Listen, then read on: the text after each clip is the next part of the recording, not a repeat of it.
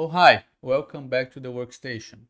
Today we have a case of a ischemic stroke. It is a CT scan of the head of a patient that was brought into the emergency room with a extensive left side paralysis. He had some kind of seizure, lost consciousness, and when he partially woke up, his family noticed that the left side of his body was paralyzed. So let's go. So this is a case of my routine. I read and reported this case a few days ago, and I saved it for this video. So this, if this is your first time here in the channel, let's just get a quick recap. These are axial, transverse, cross-sectional images. This is a pack of images. We call it a volume of images. So the patient is laying down on the scanner table, face pointing up. These are eyes and nose. And he goes head first into the scanner, and we have to picture ourselves as if we were sitting by the sole of his feet, looking towards his head. So this is left and this is right, this is anterior and this is posterior. If we scroll to the base of the skull, this is inferior or caudal, and if we scroll to the top of the head, this is superior or cranial. So let's get to the exam itself. So it's an ischemic stroke, an acute ischemic stroke. Which signs should we look for? Most of the cases, most of the times, we have to look for some kind of disturbance in attenuation and morphology of the brain parenchyma. Since the patient complains or has signs on the left side of the body, motor and sensitive sides, we have to look for lesions to the right side, to the contralateral side of the brain. So this is left and this is right. I'll just tweak the window a bit so that we can actually see the distinctive lesions from the normal brain parenchyma. So this is a exaggerated window of the brain that allows us to see the edema, the ischemic edema that comes from the vascular stroke, the vascular obstruction or thrombosis. So this is normal.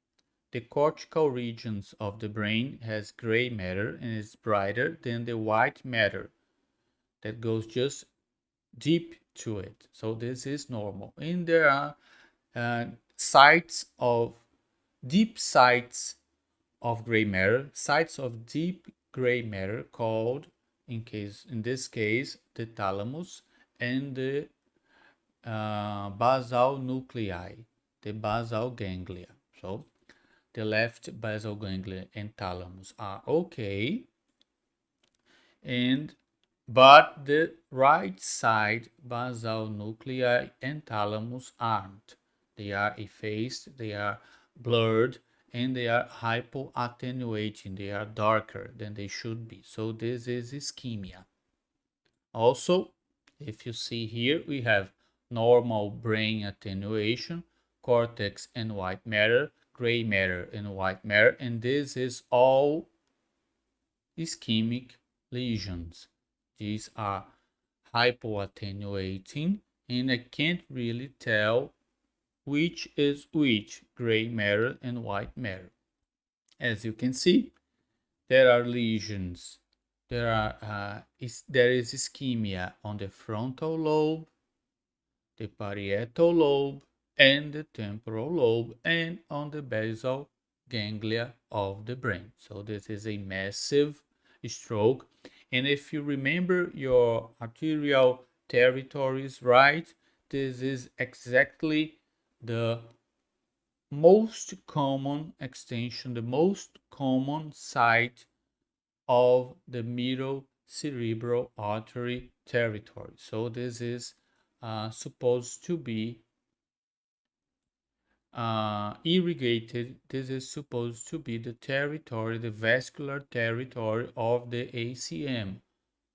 I'm sorry, of the MCA, the middle cerebral artery. So let's find this cerebral artery. So this is the internal carotid artery. It goes up and bifurcates in anterior and middle cerebral arteries. So this is a very bright and enlarged and middle cerebral artery that fits what we are looking for. There is acute thrombosis of the artery leading to a large ischemic stroke of such vascular territory. If we could compare, and we can compare it to the other middle cerebral artery. It is right here. It's pretty difficult to tell from the cortical region because it's quite similar in attenuation, but this is the left normal middle cerebral artery, and this is the enlarged and thrombosed and hyperattenuating lesion, hyperattenuating thrombosed middle cerebral artery. So this is what I wanted to show you. This is a massive ischemic stroke of the right cerebral artery that fits perfectly with the clinical signs and symptoms of the patient. And we could actually make a proper diagnosis of the cause of the ischemic stroke, which is quite uncommon. So I'm pretty sure you're going to like this next video. Just click here and keep watching. Thank you for your patience. Hit the like and the subscribe button and share this video with people you know enjoy diagnostic radiology. Thank you so much and take care.